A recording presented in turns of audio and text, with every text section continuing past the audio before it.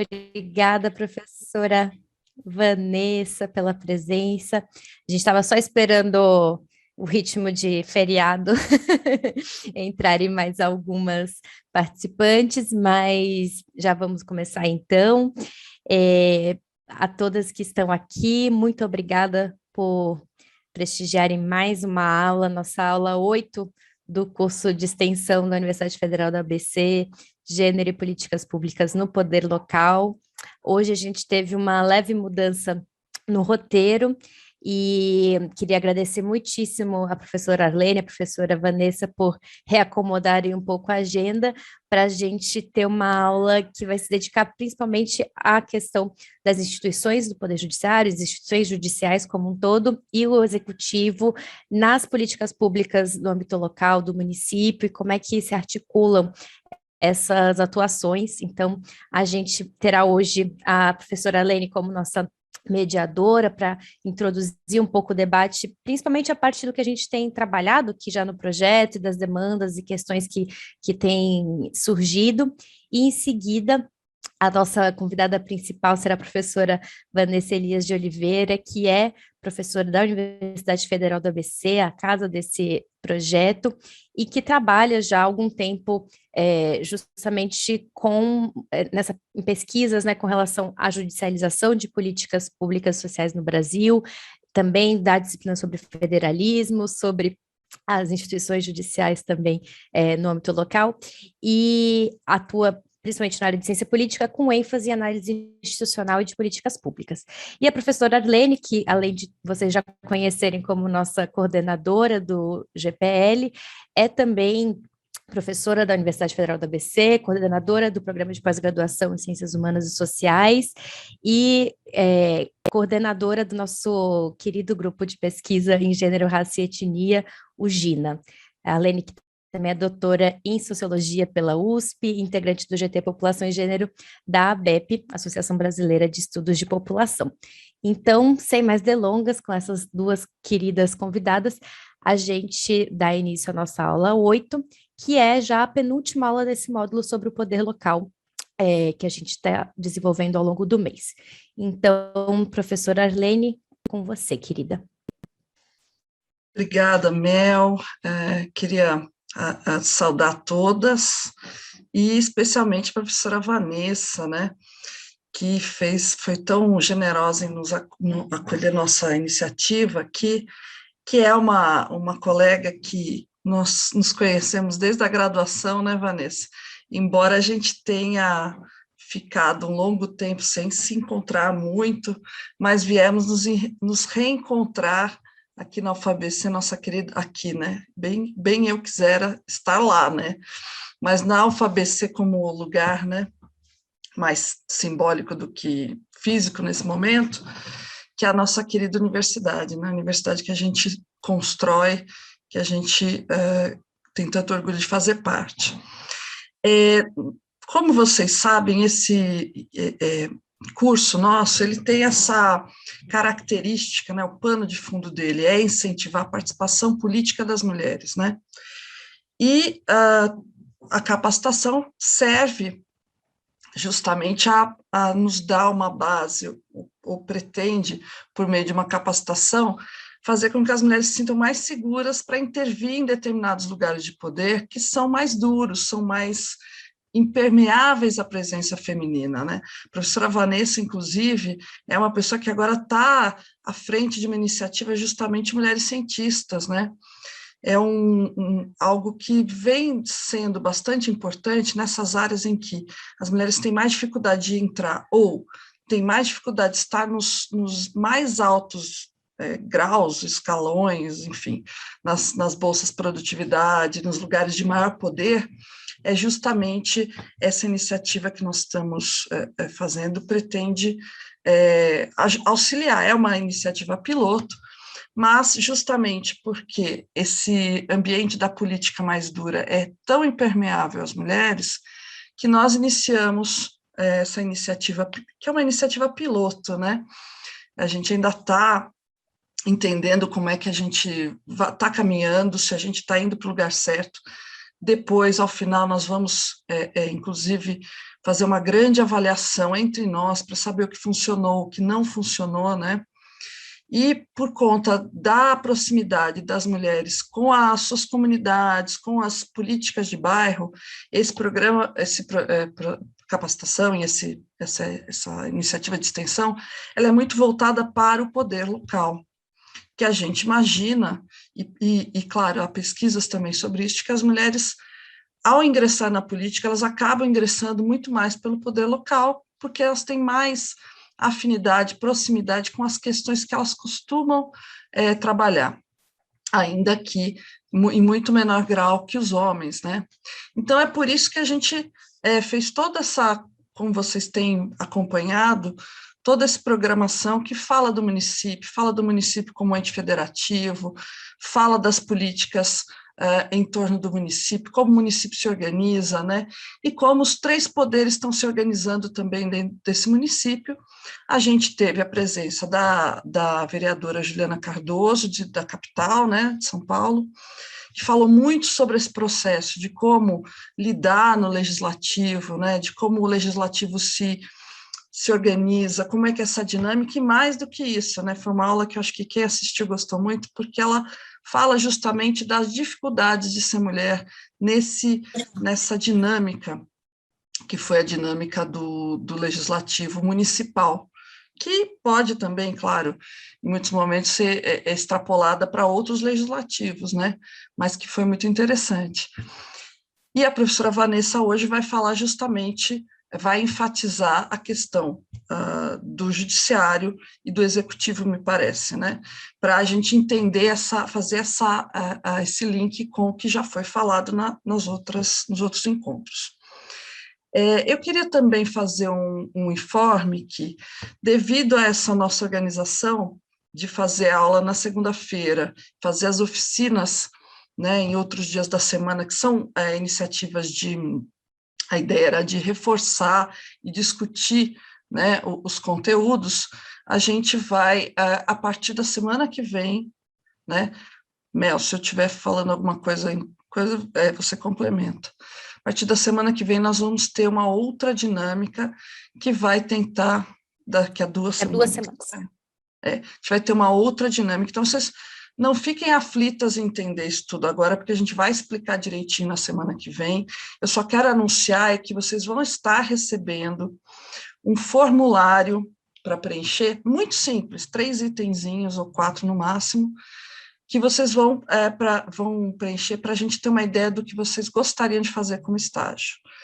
A gente já tem algumas ideias, vai explicar melhor, mas a gente gostaria de saber, assim, se a gente já tem discutido, né, isso nos diversos polos, que pode ser acompanhar um projeto de lei, pode ser acompanhar uma mobilização da sociedade civil via ONG, pode ser acompanhar uma audiência pública, tem vários instrumentos, a gente está falando, de participação nesse espaço público, que a gente vai pedir para vocês escolherem um.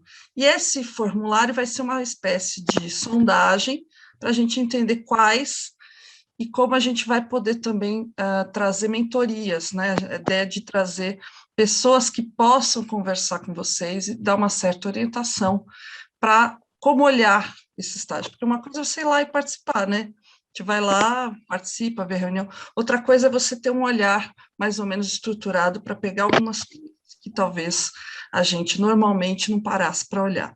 Então, acho que a Bel pode complementar alguma coisa, a gente está bolando, e como é uma iniciativa piloto, a gente ainda está meio que trocando o pneu enquanto o trem roda, mas a intenção, é claro, é sempre melhorar e sempre tornar essa iniciativa mais atraente para vocês, que possa trazer mais mão na massa, mais utilidade mesmo para o dia a dia para cada uma de vocês. Mel, você gostaria de complementar essa informação? Acho que só uma coisa que é importante é que semana que vem vai ser aula sobre orçamento, mas a gente vai mandar o convite para vocês nos próximos dias, que meia hora antes a gente vai ter um espaço só para falar sobre o projeto de estágio. Então, como a gente sempre faz nas segundas-feiras, a gente vai gravar e vai disponibilizar esse vídeo para vocês, mas aquelas que tiverem disponibilidade, quiserem já trazer ideias, dúvidas sobre esse projeto, podem participar, vai ser das 4h30 às 5, antes da aula pública. E aí as informações a gente manda direitinho por e-mail. O que é fundamental, assim, quem puder, porque aí já pode tirar as dúvidas diretamente com a gente, né? Mas tudo a gente vai mandar, vai ser tudo feito vai ser de uma hora para outra, a gente vai explicar semana que vem, depois a gente vai instituir, então, até essa semana continua os encontros nos polos normalmente. Eu, basicamente, queria fazer isso, falar essas questões, e, mais uma vez, agradecer muito à professora Vanessa, e muita satisfação em poder contar com a sua valiosa fala, apresentação, né, no dia de hoje, que é um dia tão difícil para muitos de nós. Obrigada, Vanessa. Obrigada, Arlene. Obrigada pelo convite também. É um prazer estar aqui falando para vocês. A gente já se conhece bastante tempo, a gente não precisa falar quanto, né, Arlene? Desde a nossa graduação, faz bastante tempo já. 5 anos atrás, né? Foi um prazer enorme te reencontrar na UFBC e até por essa nossa antiga amizade, um prazer enorme estar aqui também falando para vocês. Bom, eu vou falar sobre instituições judiciais, sobretudo, porque eu trabalho com o tema da judicialização das políticas públicas, e isso tem tudo a ver com a política local.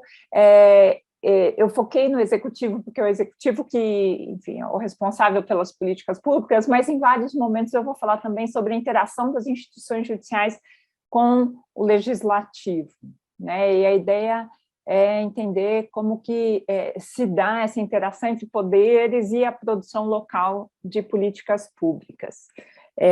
Mel, você vai passando? Eu vou te falando, você vai passando? Isso, a Sara vai compartilhar com a gente, já está na tela. Tá bom, então, Sara, tá bom. Bom, eu costumo falar para os alunos de políticas públicas que a gente já não consegue mais entender políticas públicas hoje, sobretudo no nível municipal, sem entender o papel das instituições judiciais. Então, acho que esse é o primeiro ponto que é importante para a gente saber por que é preciso entender um pouco dessas instituições judiciais e qual o papel delas na política local, né? Na política e nas políticas públicas, aí nas duas coisas, mas meu enfoque vai ser mais nas políticas públicas. Então, pode passar. Quando eu estou falando de instituições judiciais, eu entendo um conjunto, que é isso que é chamado por alguns de sistema de justiça. Tem gente que discorda que exista um sistema de justiça, que a gente possa falar em sistema, mas, enfim, o conjunto das instituições judiciais, que é mais do que simplesmente o poder judiciário. O sistema de justiça envolve aí diferentes instituições, né? O próprio judiciário, o Ministério Público, a Defensoria Pública, os juizados especiais, cíveis e criminais, a advocacia pública, enfim, esse conjunto de instituições que lidam com questões da justiça, né? A gente até pode expandir isso e pensar outros órgãos do sistema de controle, enfim, própria estrutura das delegacias e etc. Mas eu vou focar aqui, sobretudo, no Judiciário, Ministério Público e Defensoria Pública, porque são essas três instituições judiciais as que mais têm interagido com o Executivo e, por vezes, Legislativo, na produção de políticas públicas municipais, tá? Então, a gente vai falar mais sobre essas três instituições. Pode passar. Bom, só para vocês terem uma ideia, a estrutura do judiciário, para quem assim, não tem esse mapa na cabeça, né, o judiciário brasileiro é formado pelo Supremo Tribunal Federal, que é a instância máxima do judiciário, e depois eu tenho abaixo dele o Tribunal Superior do Trabalho, o Tribunal Superior Eleitoral, o Tribunal Superior Militar e o STJ, o Superior Tribunal de Justiça. E, junto aí com o Supremo Tribunal Federal, o Conselho Nacional de Justiça, o CNJ. Depois, aquilo que a gente chama de segunda instância do judiciário, que são os tribunais regionais do trabalho, o Tribunal Regional Eleitoral, os tribunais regionais federais e o Tribunal de Justiça dos Estados. Então, essa é aquilo que a gente chama de segunda instância, e depois eu tenho a primeira instância, que são tanto a Justiça Especial, né, Trabalho Eleitoral e Militar, quanto a Justiça Federal e a Justiça Estadual, os juízes de primeira instância. Então, em geral, os processos entram pela primeira instância e vão subindo, né, por meio de recursos. Quer dizer, se a decisão não foi favorável, eu posso entrar com recurso e ir para a segunda instância. Se não foi favorável, eu vou para o STJ, em alguns casos, para o STF. Minha ideia é que não é entrar em detalhes dessa estrutura, mas acho importante a gente olhar e conhecer essa estrutura, né, como que ela funciona. Pode passar. Depois, assim, muito rapidamente, a estrutura do Ministério Público. O Ministério Público brasileiro é formado pelo Ministério Público da União. Então, eu tenho o Ministério Público Federal, o Ministério Público do Trabalho, o Ministério Público Militar e o Ministério Público do Distrito Federal e Territórios, além do Ministério Público Estadual, dos 26 Ministérios Públicos Estaduais. Por que a justiça se divide em estadual e federal? Bom, vocês já discutiram aí a questão do município como ente federado, né, que faz parte da nossa federação. A justiça se divide entre estadual e federal porque algumas questões são relacionadas especificamente ao Estado, ou questões que envolvem interesses que são localizados no Estado. E essas questões são julgadas pela Justiça Estadual. Quando eu tenho conflitos entre diferentes estados, por exemplo, ou entre estados e a União, aí eu entro na Justiça Federal. Quer dizer, a Justiça Federal lida com temas que são de interesse do governo federal, do país como um todo, né, ou conflitos entre estados. Geralmente, países federais, que são federações, têm essa justiça que é composta por justiças estaduais e justiças federais, tá? Que é justamente para lidar com questões, por exemplo, quando eu tenho conflito entre estados, eu tenho que ter um árbitro imparcial, né? Então, não pode ser só a justiça do estado julgando um conflito de um estado contra o outro, né? Tem que ser uma justiça que olhe para os dois estados que estão em conflito de maneira imparcial. E a mesma coisa no Ministério Público, né? O Ministério Público Estadual lida com questões de interesses estaduais e o Ministério Público Federal com questões de interesse do governo federal, do país como um todo. Pode passar.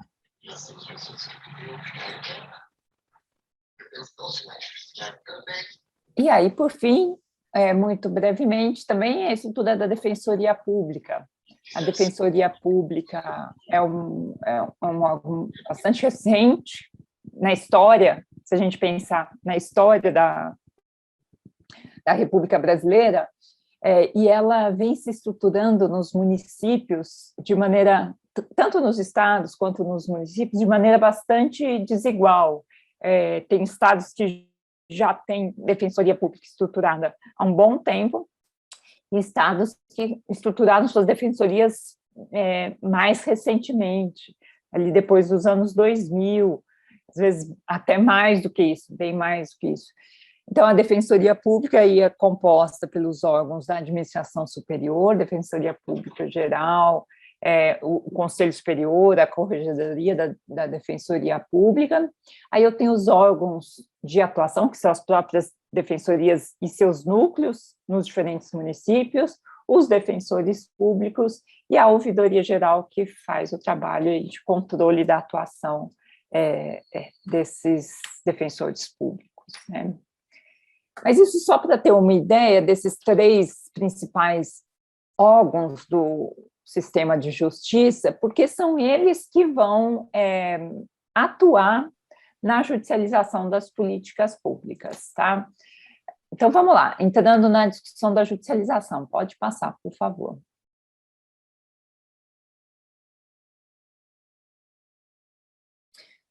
Bom, as instituições judiciais, elas atuam em políticas públicas já há bastante tempo.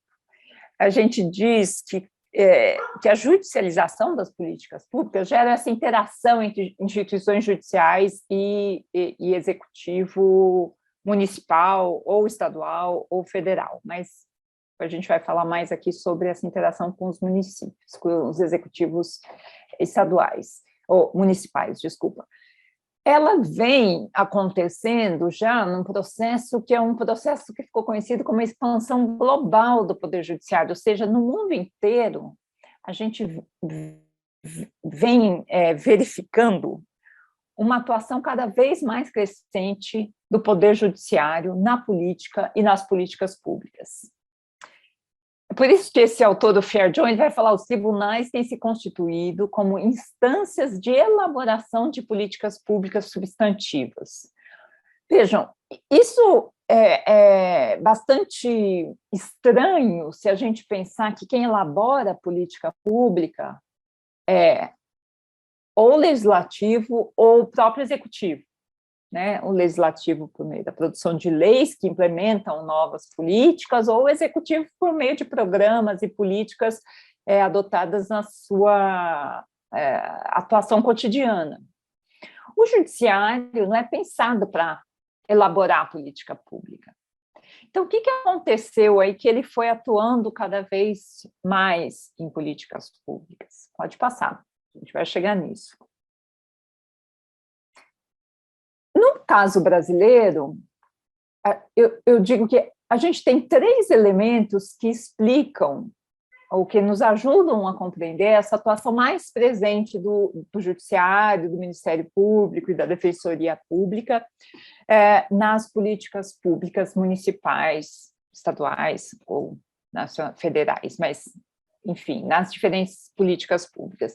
Em primeiro lugar, a gente teve a constitucionalização de direitos sociais e políticas públicas na Constituição de 88.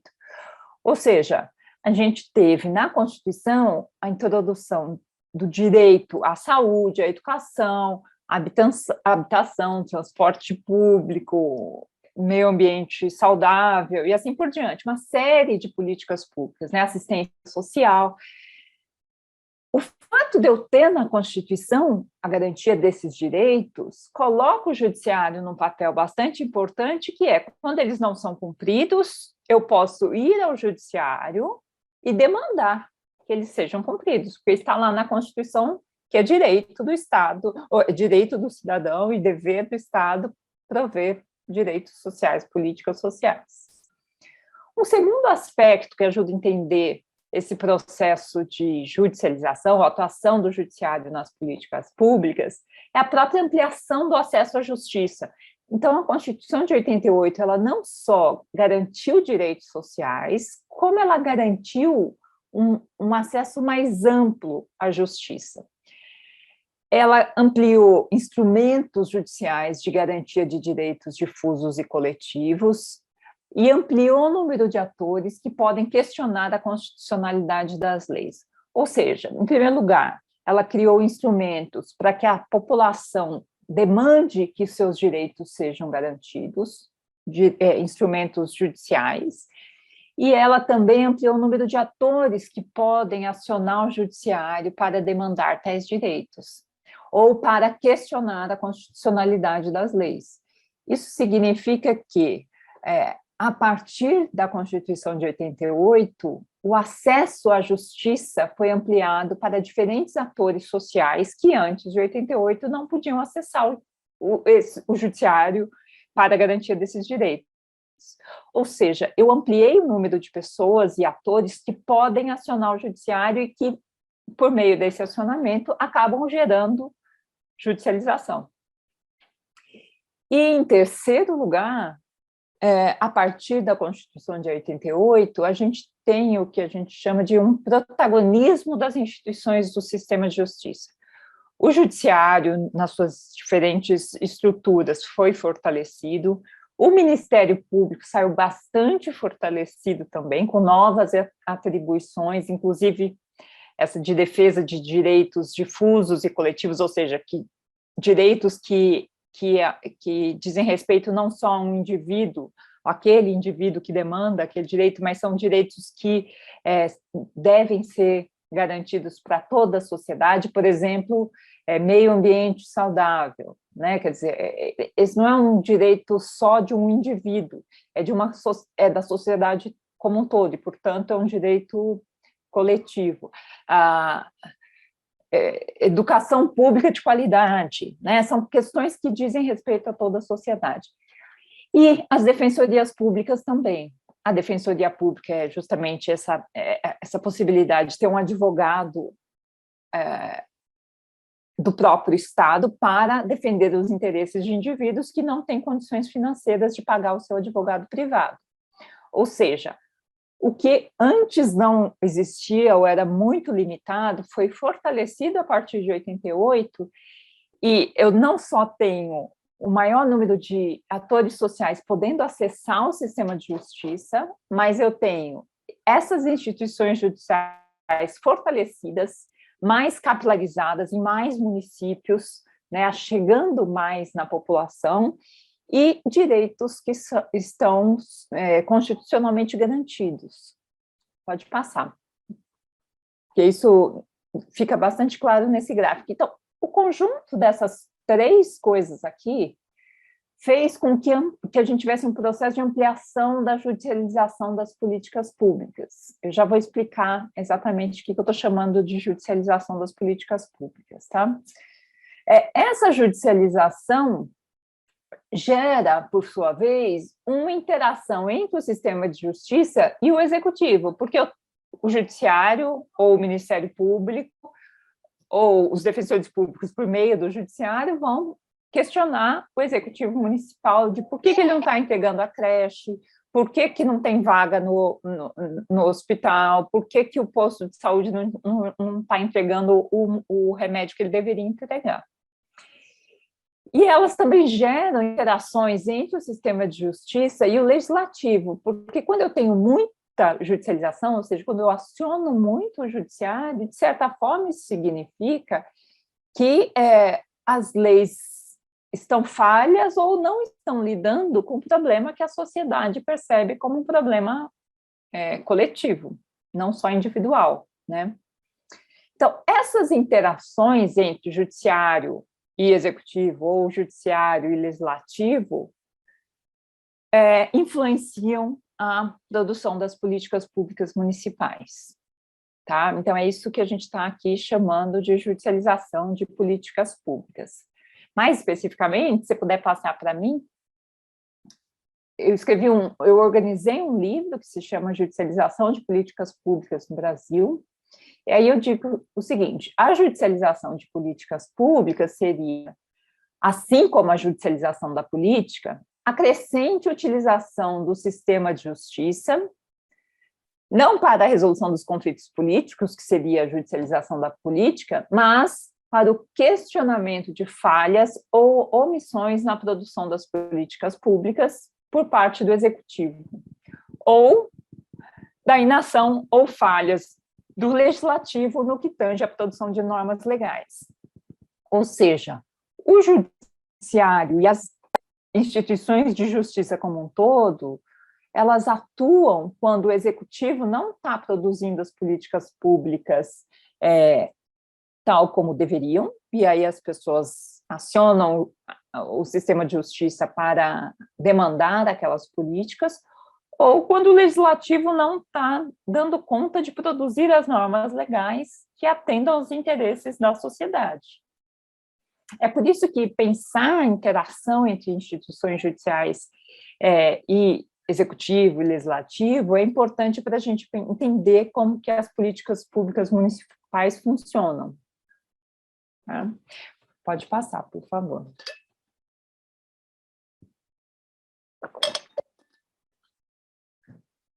Agora, eu vou falar isso bem brevemente, porque depois eu quero entrar mais em alguns casos de judicialização, porque eu acho que isso vai tornar mais claro o meu argumento. Bom, um tipo de interação num primeiro momento não impede outro tipo de interação num segundo momento, ou seja, eu aciono o judiciário porque uma política pública não está sendo entregue, aí ele vai demandar do executivo municipal aquela política, e, por exemplo, o medicamento que deveria estar sendo distribuído no posto de saúde não está sendo entregue, eu vou lá, judicializo, o judiciário obriga o gestor público a entregar o medicamento. Agora, essa interação pode gerar um outro tipo de interação. Por exemplo, eu demando a creche, a vaga em creche.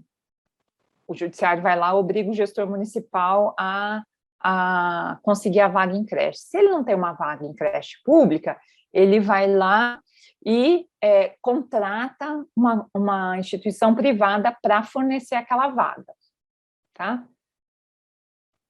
Em alguns casos, por exemplo, o município teria que ter uma nova legislação municipal para permitir esse tipo de convênio para a contratação de vagas em creche.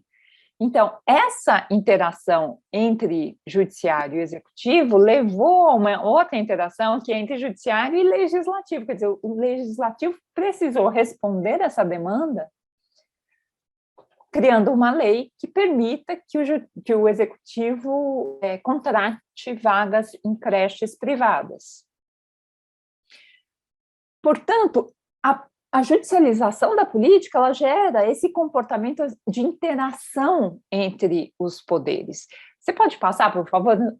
Ao invés de entrar no texto, eu acho que o quadrinho fica mais fácil. Ou seja, eu tanto posso fazer com que as instituições judiciais gerem cooperação com o executivo, por exemplo,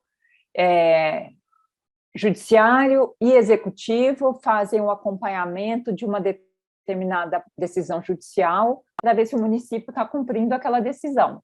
Um exemplo, no município de São Paulo, teve uma judicialização na educação infantil, que foi bem importante, que obrigou o prefeito Fernando Haddad a fornecer 150 mil vagas em creches para as crianças ao longo de um período, eu não me lembro se 4 ou 5 anos, era um período longo, ele teria que criar ao longo desse período as vagas, quer dizer, ele começaria esse processo, mas não, foi exatamente 4 anos.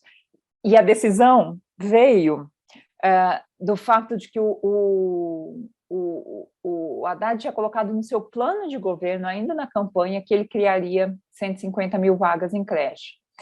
Aí ele virou prefeito, a gente teve essa judicialização que decidiu que, enfim, então ele teria que criar 150 mil vagas em creche ao longo dos 4 anos. Essa cooperação entre judiciário e executivo fez o quê? Acompanhou para ver se aquela decisão judicial estava sendo cumprida e se o executivo estava cumprindo a sua obrigação de fornecer 150 mil vagas em creche.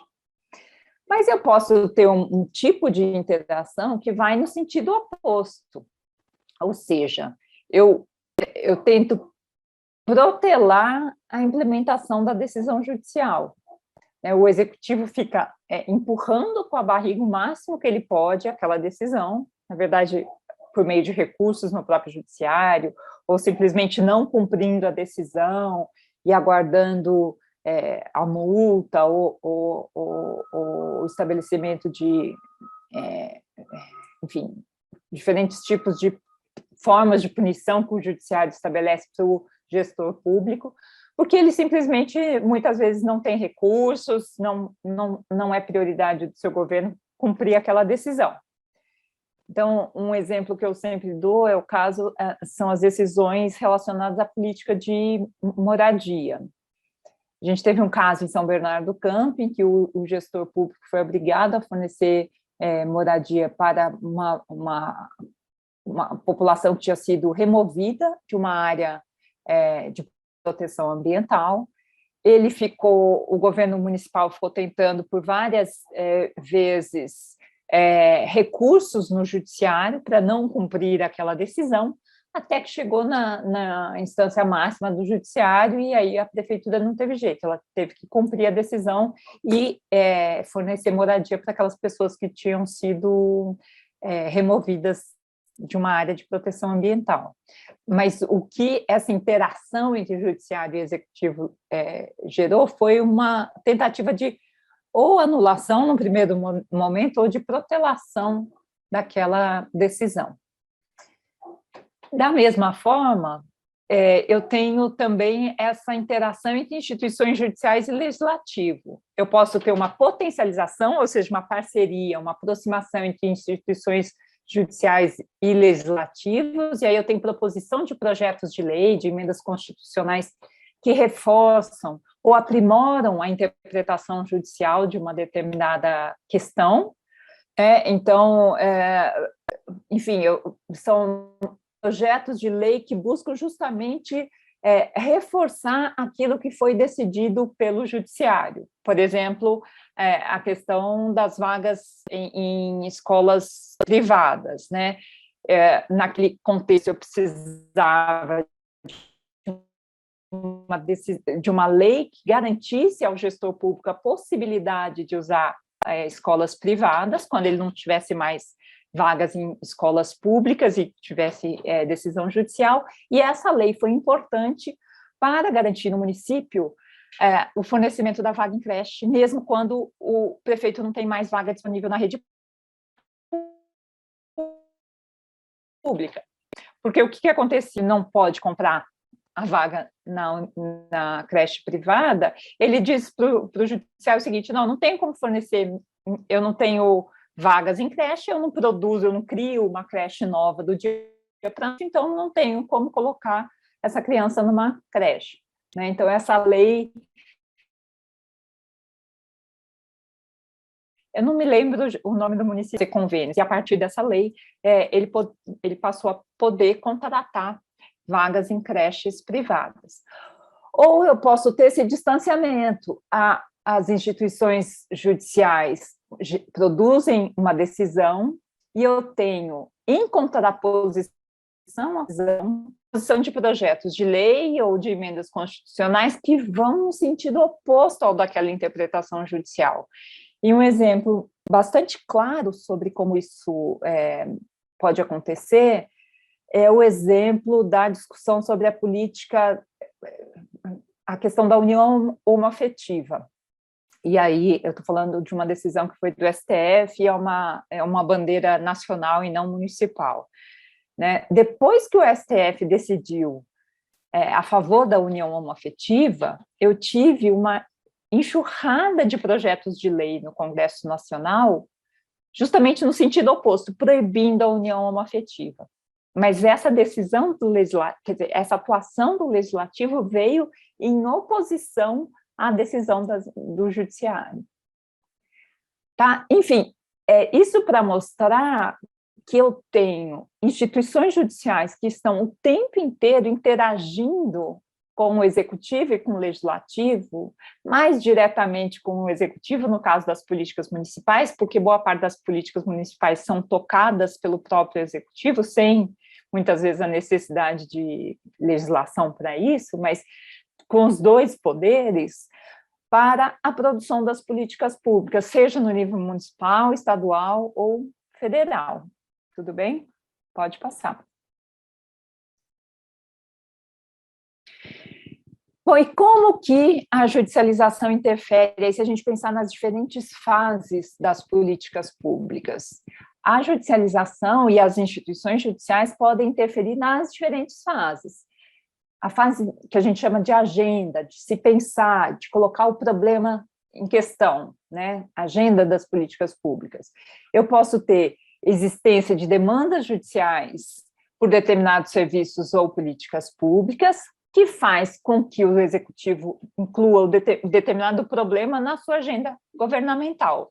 Por exemplo, muita judicialização de creche faz com que o governo, um futuro governante, antes mesmo de iniciar o seu governo, ou quando está planejando as suas ações, já incorpore a necessidade de criação de vagas em creche. Ele sabe que aquela é uma área muito demandada por meio da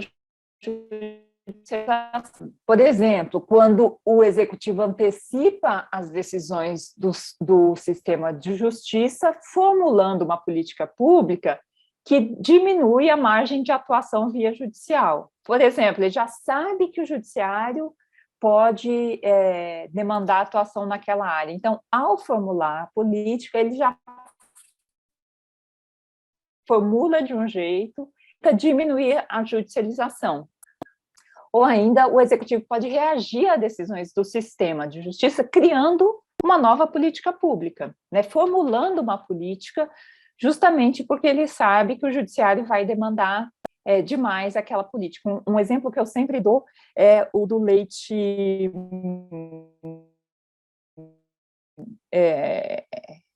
leite de soja e algumas fórmulas de leite para crianças que são alérgicas à lactose. No estado de São Paulo, eu não tinha uma política de distribuição de leite de soja, eu tinha muita judicialização, e em função dessa excessiva judicialização, pedindo leite de soja, que é uma fórmula cara, comprava, e depois comecei a retirar o leite de soja na Secretaria Estadual de Saúde. Por quê? Era tanta judicialização que o executivo resolveu fazer o quê? Criar uma política para distribuir leite de soja para crianças que são alérgicas à lactose e que têm uma receita médica comprovando tal alergia. Então, a política foi formulada para evitar uma judicialização que já era existente, que era muito frequente. Muitas vezes, a própria implementação da política pública é afetada por decisões judiciais. A própria política pública que já está implementada, ela é alterada por decisões judiciais ou acordos extrajudiciais, que acontecem muito pela atuação do Ministério Público.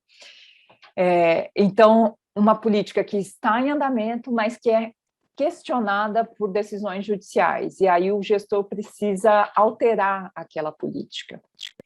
Ou, muitas vezes,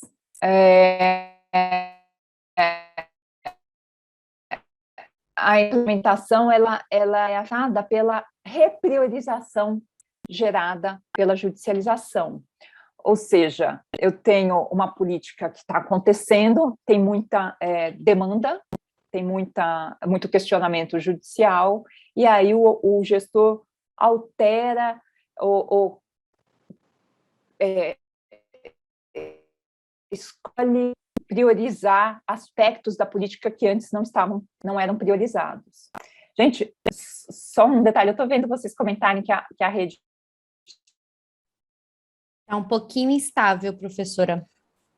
Está custando um será pouco, que você... sabe, Vanessa? Não sei se... Diga. Olha, às vezes acontece isso na aula, um de slide, deixar sem forma de apresentação, mas só no PowerPoint mesmo. Sabe quando você tira da forma de apresentação? Isso. Vamos ver se melhora, sim? Vamos ver. Vamos. Pode ser? Eu acho que agora falta pouco e são textos mais, então acho que a imagem ficando um pouco menor não teria tanto problema. Tá? Qualquer coisa a gente retoma. Ou, ainda por fim, a própria avaliação da política pública, a quarta fase aí das políticas públicas, né? A judicialização gera esse feedback aos governos municipais sobre as políticas que já são implementadas. Então, se eu tenho muita judicialização, se eu tenho muita atuação do Ministério Público ou do Judiciário naquela política pública, aquilo pode ser como um alarme de incêndio, né? Por exemplo, se eu tenho muita demanda de um medicamento que deveria estar alta e eu tenho muita judicialização, aquilo fala para o gestor do seguinte: olha, você está com um problema aqui, porque este medicamento deveria estar sendo entregue e não está, ele está em falta, né? Quer dizer, a judicialização apresenta este problema para o gestor. Eu, em pesquisa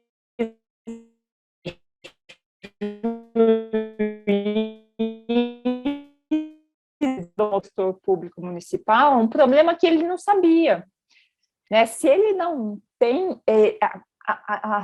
as instituições judiciais acabam sendo esse feedback, né, para problemas na gestão pública municipal. Ou ainda eu tenho casos em que eu crio sistemas de acompanhamento do cumprimento das decisões judiciais. Aquele caso que eu falei para vocês da Prefeitura de São Paulo, a gente teve a criação de um comitê de acompanhamento da implementação. E esse comitê fazia uma avaliação da política municipal de creches ao longo do tempo. Então, a avaliação das políticas públicas. Pode passar. Gente, enfim, essa atuação crescente do sistema de justiça nas políticas públicas, aí nas suas diferentes fases, alterou significativamente o processo de políticas. Já não é possível mais compreender as políticas públicas sem levar em consideração a atuação dos atores do sistema de justiça e de suas preferências nas diferentes áreas de políticas públicas. As instituições do sistema de justiça têm atuado aí como esse alarme de incêndio de políticas públicas, vezes, pode passar. E as instituições judiciais, elas tanto podem melhorar as políticas públicas locais ou podem piorar, né? Eu costumo dizer o seguinte, a gente não pode dizer a judicialização é boa ou é ruim. A princípio, juízes não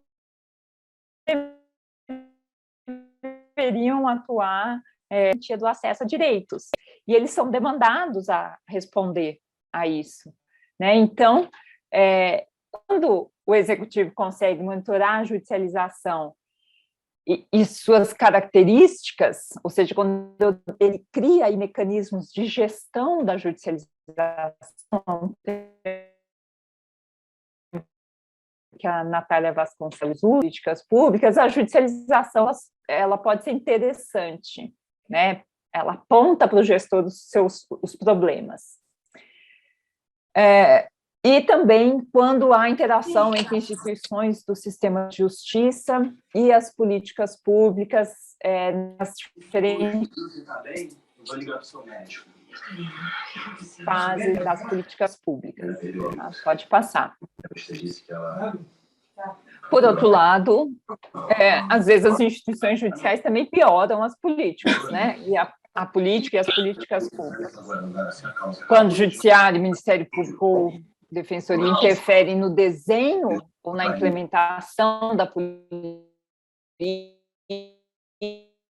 ou seja, quando eles começam a decidem no sentido contrário ao que vem sendo seguido pelo gestor público, que, mais uma vez, é uma forma de atuar como gestor público, né?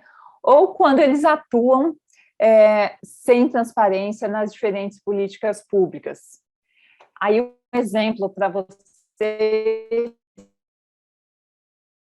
usando o caso da Covid, que torna isso bastante claro. O Judiciário e o Ministério Público, mas, sobretudo, o Judiciário, podem usar recursos oriundos das multas processuais, né? Quando tem uma multa processual num determinado processo judicial, aquele recurso gera, aquela multa gera um recurso, o Judiciário, e quando gera um recurso que vai para o Ministério Público, eles podem decidir como usar esse recurso em políticas públicas, e a prioridade é em políticas públicas sociais. Agora, muitas vezes eles utilizam de maneira pouco transparente, destinam a organizações da sociedade civil sem critérios muito claros de como eles escolhem essas instituições e assim por diante. Ou seja, eu tenho situações em que o Judiciário e o Ministério Público interferem nas políticas públicas, atuando quase como gestores públicos, olhando pouco para o que a gestão municipal já faz em termos das diferentes políticas públicas, então eles decidem, vezes eles usam recursos que devem ser destinados para políticas sociais de maneira pouco clara. O judiciário está piorando a política pública local, né? Ou quando o judiciário, faltou aqui, eu preciso incluir aqui nesse slide, quando ele garante privilégios. O que é isso? Alguns autores que estudam judicialização da saúde muito sobre isso. O Daniel Wang, o Ferraz, o Luiz Otávio Ferraz, eles vão dizer o seguinte: a judicialização, muitas vezes, sobretudo quando ela é feita via advogados privados, ela é feita por pessoas que têm muito recurso, que podem, inclusive, para advogados privados, e que conseguem acesso a transplantes, a medicamentos de altíssimo custo, garantindo para poucos tratamentos caros e que consomem, além de consumir recursos do SUS, que são recursos escassos, recursos que poderiam ser mais bem aproveitados em políticas de saúde para a sociedade como um todo. Então, nesses casos, as dicas, né? Pode passar, por favor. Enfim, pensando aí na atuação das instituições judiciais e a judicialização das políticas públicas, essa atuação varia de área, conforme da área da política pública, saúde, educação, moradia. Depende muito do que está sendo demandado, né? Se eu demando acesso a medicamento, eu consigo uma resposta rápida do gestor público municipal, mas se eu demando uma vaga em UTI, e ele não tem UTI disponível, isso é mais complicado, né? A resposta do executivo municipal é mais lenta. Ela lida com atores que são trabalhar com o gestor municipal da saúde, ou com o gestor municipal da educação, enfim, depende do que está sendo demandado pelo judiciário ou pelas instituições do sistema de justiça. Elas geram essas interações interinstitucionais e entre poderes, que eu falei desde o começo.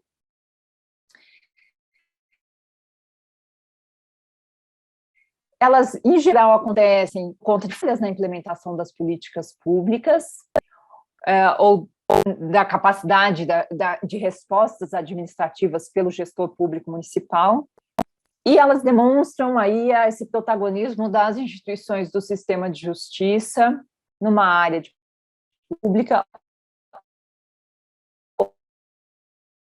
ou num determinado território. Nem algum ouvido isso com frequência. O promotor público é um ator importantíssimo para fazer a política ou as políticas públicas acontecerem, né? O promotor público acompanha o que a prefeitura está fazendo, cobra a prefeitura, às vezes decide junto com o secretário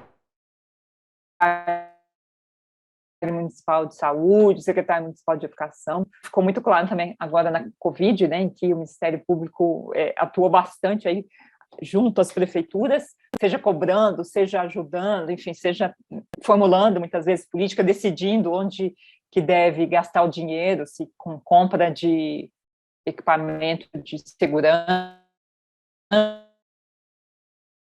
etc. Então, enfim, só para finalizar, e aí eu abro para perguntas e a gente pode conversar um pouco mais sobre essas questões. Como eu disse no começo, a gente não consegue mais entender as políticas públicas municipais sem compreender o papel que o Ministério Público, que o Judiciário, que os defensores públicos têm na garantia dos direitos sociais do Judiciário e as demais instituições de justiça têm atuado fortemente, e é isso que a gente chama de judicialização das políticas públicas. Essa atuação, às vezes, gera excessos, né, enfim, impacta negativamente a produção das políticas públicas, mas às vezes também impacta positivamente, né, garantindo acesso a direitos, garantindo serviços sociais e assim por diante. Acho que é isso, gente. Obrigada, professora Vanessa. Nossa, aqui com a cabeça a mil, assim, uma pena essas pequenas falhas da conectividade, porque às vezes o raciocínio estava indo tão rápido que a gente tem que parar um pouquinho, mas muito rica a sua apresentação e também algo que eu não comentei na abertura, mas que acho que vale a gente ressaltar, né, que a professora Vanessa não só é mestre, doutora em ciência política pela USP também, mas também é mestre em saúde coletiva, né? Então, essa atuação na questão das políticas públicas, de pensar a judicialização, acho que tem também a ver com essa questão, os exemplos todos que a senhora trouxe, né, sobre a questão das vagas, do acesso a medicamentos, tudo isso pensando de uma forma mais abrangente à saúde, acho que muito rico. A gente vai ter 2 aulas no nosso módulo 3 sobre políticas públicas e saúde, então acho que já foi uma introdução até para a gente pensar como é que se garante esse acesso. E queria também só reforçar que a professora Vanessa também é coordenadora do Programa de Políticas Públicas da pós-graduação da UFABC e professora do Programa de Planejamento Urbano e Territorial, não é? Exatamente. Planejamento e Gestão do Território.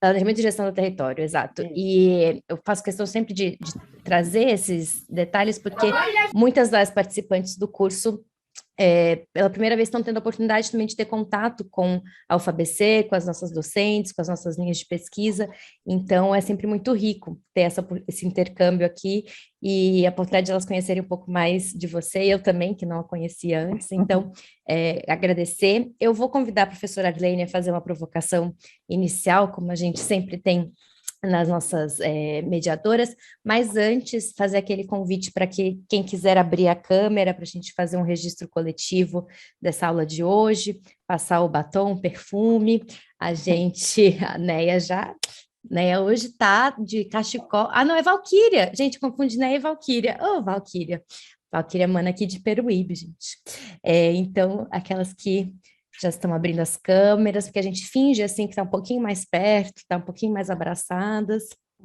e aí construindo essa iniciativa. Agradecer também Madu e Gabi por fazerem essa ponte, convidarem a professora Vanessa Antes, a professora Carol Stuck, que também está na coordenação do projeto, também fez essa ponte, e nossos bastidores aqui, Sara e Gi, e hoje também Isabela, sempre fazendo dar certo essa aula virtual. Então, gente, sorriam, estou tirando nesse instante. E aí, Cláudia, que bom que você chegou. Vou passar então para a professora Arlene, e quem tiver dúvidas, comentários, quiser compartilhar sobre essa aula, pode se inscrever aqui com a mãozinha ou escrever no chat já diretamente, que em seguida a gente passa a palavra. Professora Arlene, é com você. Obrigada, Mel. Foi uma apresentação muito instigante, né? Eu vi alguns comentários aí, e sempre a gente traz, né? A gente costuma trazer boas pessoas aqui, né? Acho que até agora não tivemos nenhuma aula abaixo de um nível ótimo, né? A professora Vanessa não deixou nenhum momento essa peteca cair. Eu acho que é muito interessante justamente o exemplo da saúde, né? Nós temos no Brasil um sistema que poucos países do mundo têm, ainda mais um país com a dimensão do Brasil, que é o Sistema Único de Saúde, né? E na pandemia a gente teve essa demonstração que se a gente não tivesse um SUS, ainda que em vias de desmonte, a gente teria tido uma situação muito pior do que a gente teve, né? Nós, ao menos, temos assistência. Por outro lado, essa questão da judicialização, especialmente no município, não só para a questão da saúde, mas também para a questão da educação, como as vagas de creche, são questões muito complicadas, né?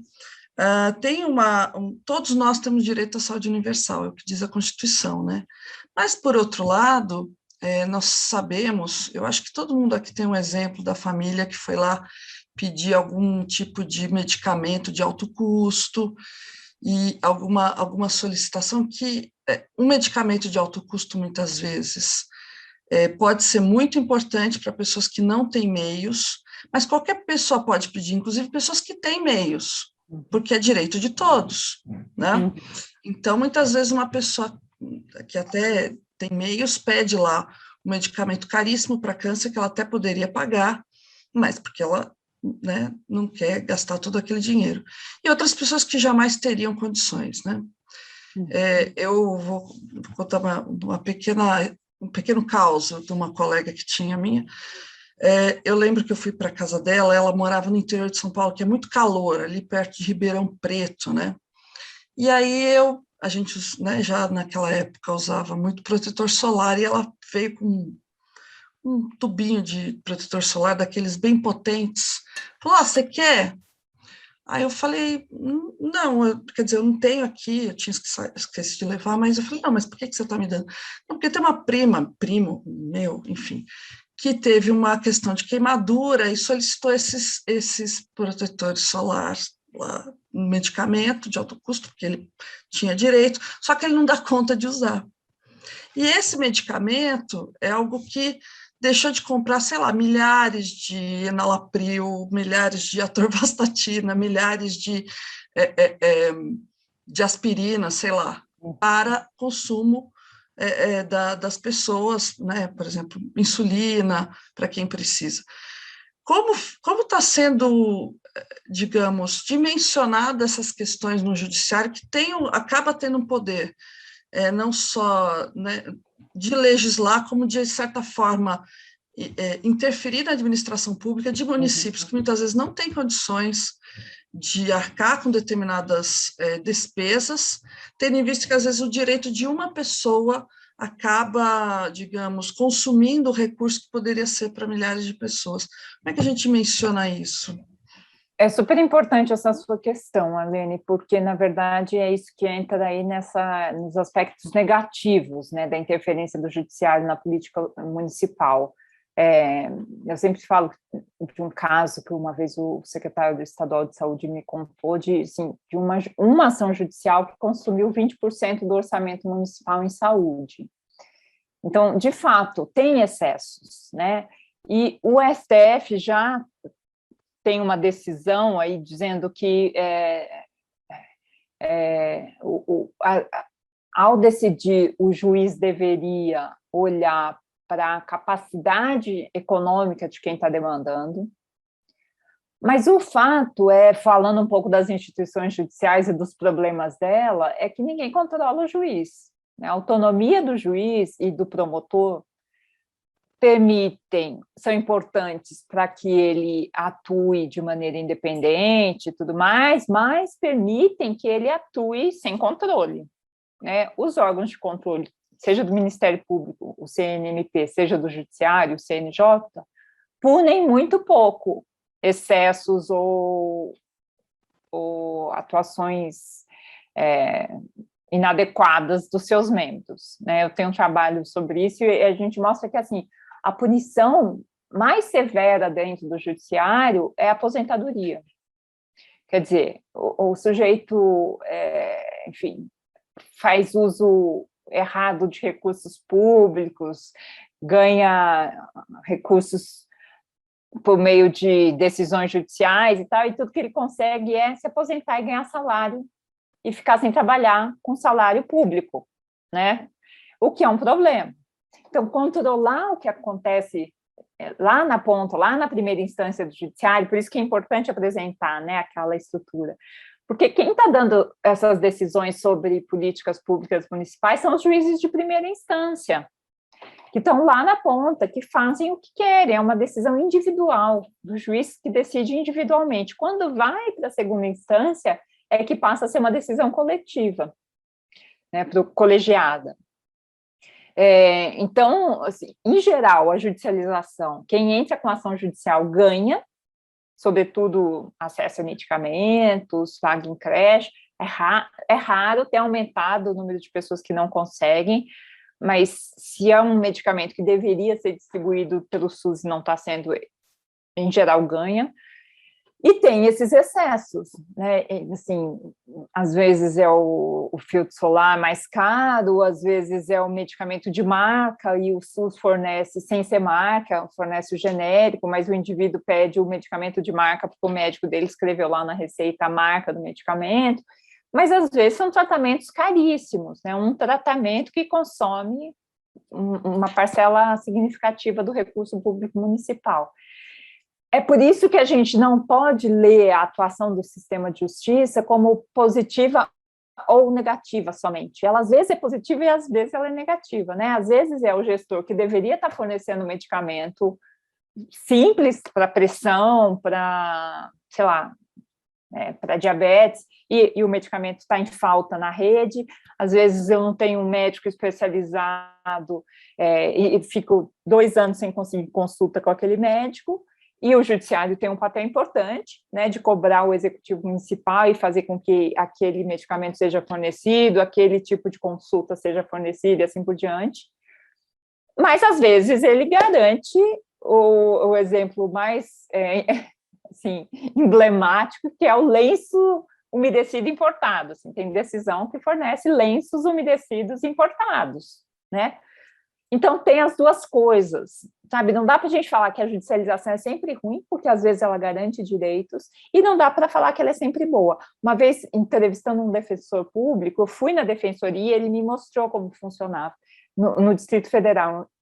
E é impressionante, assim, 95% das ações judiciais em Brasília são iniciadas pela defensoria pública, ou seja, atendendo o público mais pobre, que sequer pode pagar advogado privado.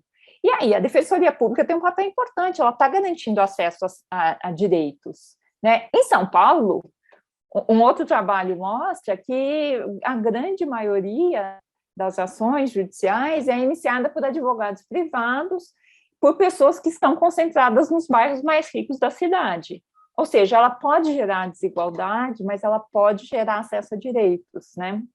Então, são essas duas coisas que a gente tem aí nesse processo de judicialização. Maravilha. Eu vou passar a palavra, então, para a primeira inscrita, que é a Cláudia de Brito, da Baixada Santista, e já convidar também quem mais quiser se inscrever aqui para a gente tentar fazer uma rodada antes de passar a palavra para a professora Vanessa. Mas, se não, passamos direto. Cláudia, com você, querida. Oi, boa tarde, gente. Eu não vou ligar minha câmera para ficar mais estável, tá? A conexão. A professora Vanessa falou perfeito, entendeu? Os mais espertos, os que descobrem o caminho das pedras, vão ser cada vez mais espertos e vão conseguir judicializar N coisas. E as pessoas que não conhecem, veja, você vai no posto de saúde, você é um paciente oncológico, né? O médico faltou, o retorno dele na remarcação vai ser feita para daqui 2 meses. E muitas pessoas, eles ficam conformados com isso. Olha, o médico não foi e tal, e fica. Porque não sabe, não tem essa articulação, não tem alguém que imagina um idoso que vai num posto de saúde, que fica à mercê da recepcionista, ter um olhar diferenciado, até uma empatia por aquele cidadão, né? Espera 2 meses para remarcar uma consulta, onde talvez não pudesse dar esse tempo para uma quimioterapia a outra, ou para verificar se vai para uma radioterapia ou não. Entendeu? Então, a gente não tem outra coisa, né? É fácil, é simples isso. Olha, não tem, faltou. Quantas de 100 pessoas, quantas vão ter essa preocupação? Ai, não, vou ter mais dor de cabeça, eu vou lá e compro, só esse mês. Então, quantas pessoas vão deixar de ir à defensoria ou, né, procurar os seus direitos? Então, para eles já é vantagem, né? Então, eles passam a responsabilidade da preocupação do paciente. Se você realmente se importa com você, você vai atrás, se vira, dá seus pulos. E aí, nisso, eles já, entre aspas, deixam de gastar quanto? Né? Então, a gente tem que empoderar as pessoas para entenderem que é teu direito, não importa o valor, que seja uma simples dipirona ou não. e nem a renda, exatamente, mas que tem que ir lá e brigar por isso. E não só no caso da saúde que a gente está falando, um pop rua quando vai num abrigo, num acolhimento e não tem vaga.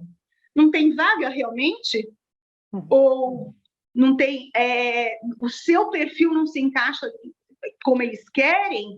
Onde está né? Vai lá, é seu direito também, porque é o dever do Estado te acolher.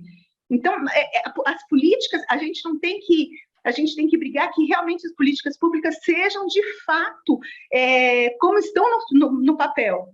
Né, os acolhimentos para adolescentes, a orientação lá na tipificação é perfeita, mas estão sendo feitas dessa forma? E quando a gente identifica que não está dessa forma, que tem 30 numa casa, ao invés de, no máximo, 20, abre outra casa. E aí entram, né, os conselhos para cobrarem isso. E aí, quando você fala para o pessoal do conselho cobrar, mas eu não posso brigar com a secretaria, porque foi cooptado? Não sei, imagina, eu não vou dizer isso, mas, de repente, aquela conselheira que está ali para representar o cidadão, ela tem uma instituição que tem convênio com a própria prefeitura. E aí? E aí, eu falo, a gente tem que continuar na briga para levar mais informações para as pessoas que estão na base mesmo, né? E é isso aí, senão eu vou falar muito. Obrigada, Clara. Vanessa, muito legal essa aula. Muito, muito obrigada. Eu acho que você traz um ponto super importante, né? Por que a gente precisa falar sobre isso? Porque as pessoas não sabem. E é interessante, porque se a gente olhar onde tem mais judicialização, não é necessariamente onde a política é pior, é onde as pessoas sabem mais. Então, no caso da educação, isso fica muito claro. Tem bairros de São Paulo que tem muita judicialização, pedido de vaga em creche. Pode ser que tenha mais falta de creche lá, mas não é só isso. Na verdade, as pessoas ficam sabendo e falam para as suas vizinhas, e que contam para os seus parentes, e assim vai. E as pessoas começam a procurar a Defensoria Pública ou o Ministério Público. E entram com ação na justiça. Então, saber sobre essa possibilidade de acesso a direitos é importante, né? Porque quanto mais as pessoas sabem, mais elas buscam o judiciário como um caminho para garantir direitos. E isso é interessante, né? Por isso que a gente, de fato, precisa falar mais sobre este caminho. É um caminho que foi colocado a partir de 88, porque garantiu acesso, porque fortaleceu as instituições do sistema de justiça que estão aí para garantir que os direitos sociais sejam cumpridos. Vou passar a palavra, então, para a Joana, que se inscreveu aqui também do Paulo de Mauá. Só antes, ler o comentário também da Maria Lúcia no chat, que falou que a luta de pessoas com fibromialgia são muito tristes, pois nem todas conseguem comprar medicamento, até porque a maioria dos medicamentos são manipulados. Podemos procurar o Ministério Público? Vale a pena recorrer a eles nesse caso? Sem dúvida vale. Se é um coletivo de pessoas, procura-se o Ministério Público, né, porque é um interesse coletivo. Se é uma pessoa individualmente, procura a Defensoria Pública e pede assessoria sobre como entrar com ação na justiça para garantir o acesso ao medicamento. Perfeito. Maria Lúcia, depois, se tiver mais alguma dúvida também ou questão, pode trazer, viu? Vou passar agora para a Joana. Olá, boa tarde a todas. Quero já, de antemão, agradecer a aula, excelente aula, professora Arlene, professora Vanessa. Muito, muito ótima aí a sua explicação da divisão do trabalho da justiça, né? Não é uma pergunta, é mais uma reflexão, porque eu trabalho na área da saúde, e aí, como o assunto que a gente mais vê é a judicialização sobre insumos, né? Medicamento, insumos. E aí, como a professora Vanessa bem citou, isso deixa de ser comprado, é uma medicação que ela faria talvez o mesmo efeito, como no caso a pessoa vai em um médico de convênio e ele passa rosuvastatina, e aí o postinho vai ter simvastatina, né, que também vai servir para colesterol. E ela não quer porque ela quer com aquele nome lá, né, aquele fármaco lá. E aí ela sabe que é um direito dela, e ela vai no MP, né, e acaba por receber, é um direito dela, é um direito dela. Mas, às vezes, a pessoa, a prefeitura faz aquela licitação, faz aquela compra, e a pessoa nem usa mais aquela medicação, e é uma coisa que ficou ali, né, encalhada, porque foi comprada para aquela pessoa, não pode ser passada para outra, enfim, é muito complicado essa situação. Eu, particularmente, trabalho na defesa intransigente dos direitos, porque eu sou assistente social, então eu sou uma dessas pessoas que até fala da judicialização, em alguns casos, mas antes, né, eu também acho que falta, por parte, muitas vezes, de algumas pessoas, a explicação do que é o trabalho em si e quando deve ser levado, né, para o Ministério Público, por exemplo, porque uma medicação de alto custo. E aí eu vi a professora falando do leite, né? O Pregomin, por exemplo, que a maioria das mães não sabem, que agora já tem na farmácia, agora não, já faz algum tempo, né, professora? Na farmácia de alto custo, é claro que tem que apresentar todos os exames, é aquela papelada chata que se faz necessário. Mas, em alguns casos, elas preferem ir para o MP do que percorrer esse caminho da farmácia de alto custo, porque não tem no município, porque vai se deslocar para outro lugar. Então, eu acho que nós, né, temos a obrigação, nós que sabemos, né, de replicar isso, que não tem que ser necessariamente uma judicialização, para uma medicação que, por vezes, a pessoa também pensa que ela não tem exatamente um preço alto porque custa R$ 80, mas que ela vai tomar continuamente e que vai se tornar um alto custo e que também tem lá, né, a LME, que também é dispensado, seja no Mário Covas, para quem mora no Grande ABC, seja no AME Maria Zélia. E ela, na maioria das vezes, já vem de cima para baixo, já vem da judicialização, quando poderia estar percorrendo o caminho das políticas públicas já existentes, né? Que, como a professora Arlene bem falou, a Lei 8.080/90, né? Que o nosso SUS, ela é linda, é um sistema, eu defendo com unhas e dentes, né? A gente está vendo aí o sucateamento dos serviços, mas a gente sabe que ainda há jeito sim, né? Então, é só essa reflexão mesmo, mas muito obrigada, professora Arlene, professora Vanessa, amei a aula. Obrigada, Joana. Eu acho que você colocou uma questão também muito importante, porque, assim, aquilo que eu falei, né, que o judiciário, às vezes, é o alarme de incêndio, ele também mostra para o gestor que o gestor não está conseguindo se comunicar. Né? Quando eu tenho uma judicialização que pede um medicamento que já é disponibilizado, quer dizer que, de alguma forma, o gestor não está conseguindo informar do cidadão que aquele medicamento está lá, que tem um caminho que ele precisa seguir, mas onde que ele acha essa informação? Né? Às vezes, também isso o judiciário serve como um alarme de incêndio. Claro, o judiciário também está aprendendo. Nessa interação, gente, isso também mudou muito ao longo do tempo. No começo, o judiciário sempre achava que o gestor público era o malvado, que não queria fornecer o medicamento e que, portanto, mandava comprar e pronto.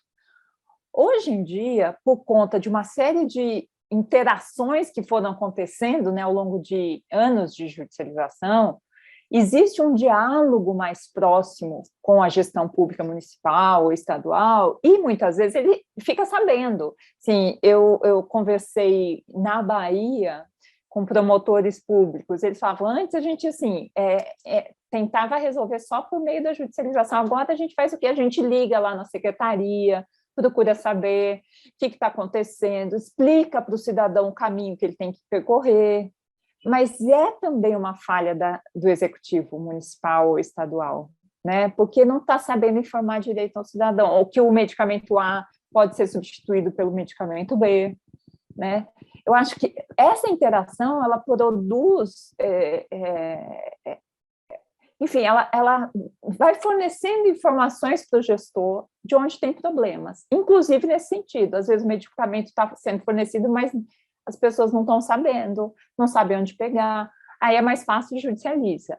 E também o judiciário tem evitado, muitas vezes, tem aprendido que, às vezes, não precisa entrar com a ação, você informa para a pessoa qual que é o caminho certo, né?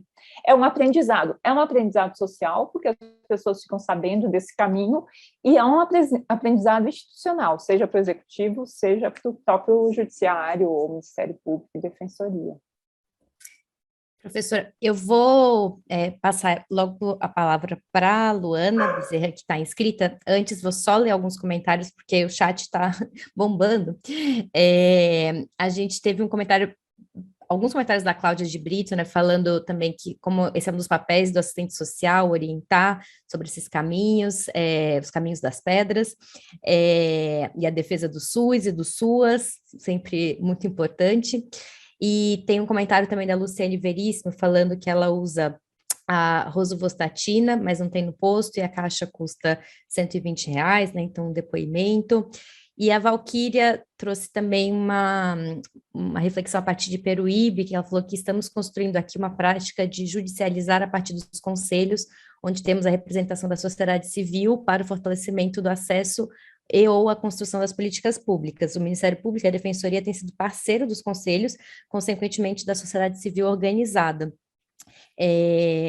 Então, interessante também, né, pensar esses caminhos para a judicialização, acho que para além da ação coletiva, como que essa ação coletiva se constrói, acho que os conselhos são um exemplo super bacana que a Valquíria nos traz. E aí, passar então a palavra para a Luana, em seguida para a professora Arlene, e quem quiser fazer agora, já estamos fechando as inscrições, então as que quiserem se inscrever agora durante a fala da Luana, a gente já anota aqui para passar o encerramento também. Luana, é com você. Boa noite. Bom, primeiro queria agradecer vocês da organização, a aula maravilhosa de hoje. Eu sempre tive o MP nessa questão de judicialização das políticas públicas como um grande bicho-papão, assim. Falava, o que eles estão fazendo? Né? Ciclovia, ciclofaixa, enfim, é sempre dizendo para o gestor o que ele tem que fazer. E, de fato, às vezes é necessário mesmo dizer, né? Porque, às vezes, tem uma amiga que fala que o óbvio precisa ser dito, né? Nessa linha. E depois dessa aula eu estou achando bem menos o MP um bicho-papão, assim. Acho que escureceu bastante as questões, né? Da gente conseguir, na política pública, olhar os dois lados. Mas, ainda assim, eu sou professora de creche, e eu lembro que quando eu fazia o curso das promotoras populares, né? As PLPs, a gente sempre chegava num denominador que era tudo bem, as mães vão lá e pedem, né, a vaga na creche, judicializa. E as mães pobres, periféricas, pretas, que não têm acesso à justiça? Como que a gente pensa esses mecanismos e esses caminhos? E essas crianças que chegam no chão da creche via judicialização, as famílias, na maioria das vezes, as mães, são extremamente criminalizadas, né? O que gera um outro problema. E a gente precisa pensar com sensibilidade do ponto de vista das políticas públicas. É isso, gente. Obrigada. Posso emendar na pergunta dela? Porque aí você já responde e já fecha. Porque eu acho que tem tudo a ver. O que a Luana falou, né? Essa coisa de, é exatamente isso que eu estava pensando, quer dizer, é interessante, eu estou tentando abaixar a mão aqui, não consigo, mas tudo bem, estou colocando outras coisas. Agora está batendo palmas. Whatever, Mas é interessante pensar que, claro, a capacidade, isso em cursos de promotoras é amplamente trabalhada, a capacidade de judicializar, de manter um processo, né? Ou mesmo de, enfim, das classes mais abastadas, é lógico, né? Quem tem mais poder financeiro, obviamente, tem mais poder de judicialização. No entanto, quando você fala, poxa, em Brasília, por exemplo, que é uma defensoria, que me consta, bem antiga, a gente aqui em São Paulo acompanhou um pouco essa questão das defensorias, porque São Paulo foi um dos últimos estados a ter defensoria pública. Ela tinha uma procuradoria era Procuradoria de Assistência Judiciária, que era ligada à Procuradoria do Estado, e é outra lógica, né? Tanto que tinha muito procurador que falava, não, mas é a mesma coisa, não era, porque a defensoria tem um papel ativo também, quando é bem gerida, né, bem colocada na sociedade, ela tem um papel inclusive, colaborar com iniciativas que difundem direitos, que conscientizam as pessoas a respeito dos seus direitos. E me veio uma curiosidade, como é que as pesquisas que têm sido feitas, como é que essa configuração se dá? É a antiguidade da defensoria que acaba fazendo com que ela vá aprendendo e vá tendo um trabalho, né, mais consciente de judicialização, né? Você falou justamente de São Paulo, é um lugar onde há uma judicialização muito grande de advogados privados, né? Ou é outro fator que modifica essa relação, digamos assim, com o cidadão e com o poder estatal? Vou falar essas duas, depois, se tiver mais alguma, a gente faz uma rodada. Na verdade, vou falar essas duas e até o comentário da Valquíria, que tem a ver com a questão que... quem que foi que falou depois? Os conselhos. Que é essa atuação mais coletiva, né? Acho que o Ministério Público tem percebido, em alguns estados mais do que outros, que a judicialização individualizada ela não resolve o problema da política pública, né? Em alguns lugares, a atuação tem sido muito mais extrajudicial, de negociação com o gestor público, porque quando você judicializa, vai para o judiciário e depende do como o juiz decide, então os promotores muitas vezes falam, eu prefiro atuar extrajudicialmente, porque eu sei que assim eu vou acompanhar, vou ver se o problema vai ser resolvido, etc. E tem tentado atuar mais coletivamente, tem se conscientizado sobre a importância de atuar coletivamente, né? Ainda que demandas individuais continuem aparecendo. Então, tem até uma resolução do Conselho Nacional do Ministério Público nesse sentido, falando da importância de uma atuação coletiva, porque é essa que, de fato, interfere na política pública no sentido mais amplo, né, para todos. Mas isso varia muito de estado para estado, de município para município, porque depende da atuação de cada um, né, de cada promotor, como cada promotor vê o seu papel na produção da política pública ou na discussão da política pública e assim por diante. E sobre a sua pergunta, Arlene, sobre a defensoria, essa foi uma questão que eu coloquei para um defensor, eu falei, a gente precisa pesquisar isso, né, porque a minha impressão, é uma hipótese de pesquisa que onde a defensoria pública é mais antiga, talvez ela seja mais atuante na judicialização das políticas públicas mesmo. Mas não conheço nenhuma pesquisa falando sobre isso. Eu não tive pernas para avançar nessa pesquisa por conta de uma série de outras, mas esse é um tema que me interessa, eu acho que tem muito a ver, sim. Tá bom. Que absurdo, né, professora? Bom, vou passar então a palavra para a Mônica fazer a sua também intervenção. Mônica, boa querida. Noite. Acho que minha contribuição, minha pergunta ia nessa linha aí do que foi dito, porque eu sou da saúde e, por exemplo, a gente viu essa mudança, né, a judicialização da palivizumab, que é uma medicação, né, para os recém-nascidos, né, crianças maiores com a questão do vírus sincicial respiratório, acabou gerando uma política pública de que hoje tem uma distribuição regulamentada. Mas a gente vê coisas tipo cardiopatia, então, assim, o sistema público não dá conta de todo mundo. E a gente já viu a família, porque sabe do seu direito, judicializar, e, por exemplo, a criança tinha uma série de outras malformações, e aí ela vai passar na frente em função de crianças que têm muito mais, um prognóstico muito melhor. Então, de fato, a judicialização, mas a gente vê que há uma aproximação em Osasco, a gente viu com relação às residências terapêuticas, né? Que o judiciário se aproxima da Secretaria de Saúde para pensar como é que vai ser essa resposta. Então, era muito nessa linha aí. Gratidão, professora, maravilhosa a aula. Obrigada, obrigada. Acho que você coloca uma questão importante, Mônica. Eu acho que a gente pode fechar com essa discussão, que é assim, existe um debate, que é um debate assim, mais amplo da sociedade, o que a gente considera como justo nesta sociedade, né? A gente tem o SUS como universal, mas a gente sabe que o SUS não tem recurso para pagar todas as ações judiciais com medicamentos de altíssimo custo para todo mundo. Então, tem um debate que a gente ainda não enfrentou, que outros sistemas públicos universais já enfrentaram, né? Assim, como, por exemplo, o sistema de saúde inglês, que serviu de modelo, inclusive, para o SUS, que é assim, até onde a gente consegue ir. O que a gente pode fornecer e o que a gente não pode, porque tem coisa que talvez o sistema não consiga fornecer mesmo. Agora, isso é muito difícil, né? Porque significa dizer o seguinte: para alguns, se não tiver o SUS, ele não tem outra forma de conseguir aquele medicamento. Então, você vai deixar a pessoa morrer? E também para o juiz é difícil, né, gente? A gente, às vezes, questiona o juiz, o promotor, porque está interferindo na política pública, mas ele também lida com esse dilema, né? Quer dizer, o SUS é universal, é para todo mundo, sou eu que vou dizer que o paciente não pode ter acesso a esse medicamento? Só o médico pode dizer que medicamento que é o melhor para ele. Então, enfim, tem uma série de questões que são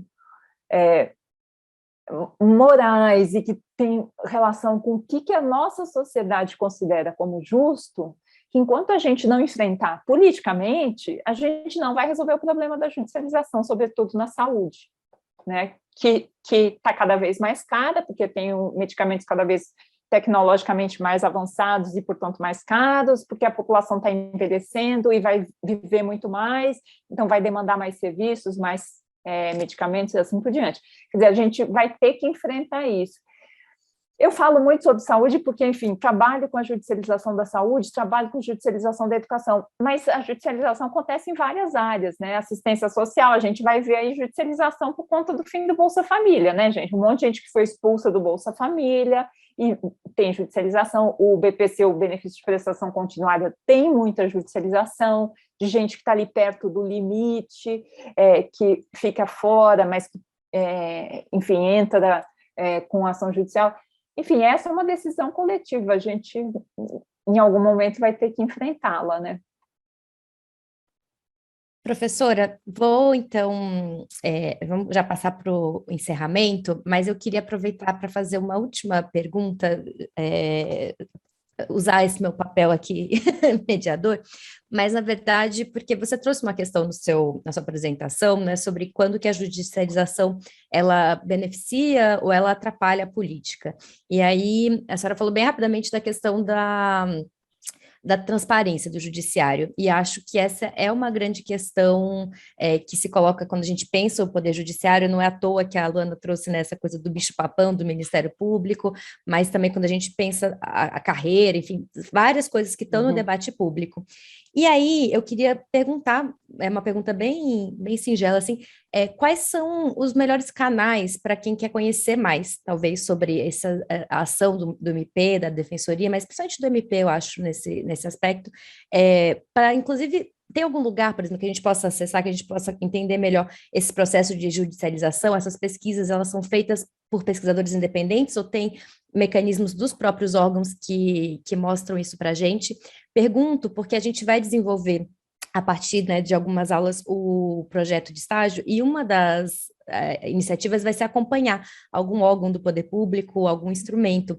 E aí a gente pensa, né, tem a possibilidade de acompanhar a tramitação de um projeto de lei, de acompanhar um conselho de políticas públicas local, acompanhar uma iniciativa de ação popular. Mas aí eu fiquei pensando, e o judiciário? O que a gente poderia acompanhar do judiciário? Porque são muito fechados, geralmente, né? Enfim, por várias questões. Então, eu queria te perguntar um pouco isso, assim, existem lugares, canais, instâncias do judiciário que a sociedade civil possa acompanhar mais de perto para aprender ou para incidir sobre essas políticas públicas de alguma forma? Ou é essencialmente nessa mobilização da judicialização que a gente atua? E com isso passo para você e depois para a professora Arlene fazer o encerramento final. E coro aqui com uma mensagem que chegou na mensagem direta da Joana, né, que quer mais. Nossa, quero mais. Nós todas queremos mais dessa aula, porque realmente está sendo muito elucidativa. Legal, então, bom saber. Obrigada. Olha, eu sinceramente não sei te dizer porque eu acho que depende muito de cada Ministério Público, de cada judiciário, né? Alguns têm feito mais um movimento no sentido de ampliar a transparência, de colocar informações públicas, mas o judiciário, o Ministério Público, a Defensoria, as instituições judiciais, elas são muito fechadas mesmo. Nós, pesquisadores, temos muita dificuldade de acessar os dados, muitas vezes entramos por meio da lei de acesso à informação, com pedidos, e às vezes temos retorno e às vezes não, né? Mesmo com a lei de acesso à informação, o próprio judiciário descumpre a lei. Eu fiz uma pesquisa grande no país inteiro sobre judicialização da saúde, e alguns judiciários estaduais não mandaram, assim, silêncio total.